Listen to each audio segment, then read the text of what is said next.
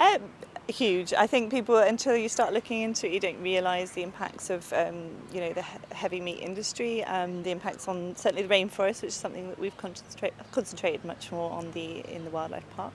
We've been doing a rainforest campaign, but there's also health benefits as well. I mean, I think the whole vegan diet, you think a lot more about what you're eating, you think about where it's sourced from. You know, I'm not actually vegan, but I do tend to try and follow a vegan diet just because I don't particularly get on well with dairy. There's many people that have dairy intolerances and don't realise, and there's a lot of food intolerances you might not realise are related to dairy products, but also meat as well. You know, it's you become a bit lazy because it's tasty and it's easy to put a meal together without many vegetables. And aside from the health benefits you've mentioned and obviously saving the animals, there's also environmental reasons for giving up meat. Yeah, definitely. I mean, it's across the board, really. I mean, cutting down meat is stated by the UN as being the number one way of, you know, decreasing climate change and, improving the environment as a whole, basically. And for those not ready or willing to give up meat, there's still benefits to just cutting down, isn't there?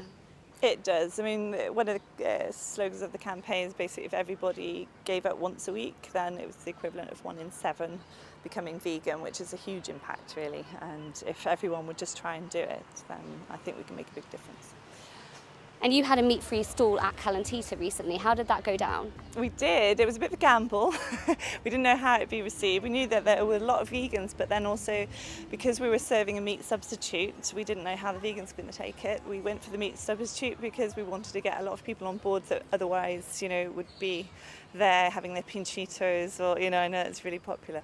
So we tried to cater for everyone and it worked completely. We had all sorts of people coming. The meat that we ordered, the meat, veggie meat that we ordered, is all vegan and it's from a place in the Netherlands called the Vegetarian Butcher. And he's basically a butcher that turned vegetarian during the foot and mouth crisis. So he basically missed the texture of meat and made it his life's work to recreate meat but in a healthy way. So they're not full of additives or anything, they're very pure, but they're really, really convincing.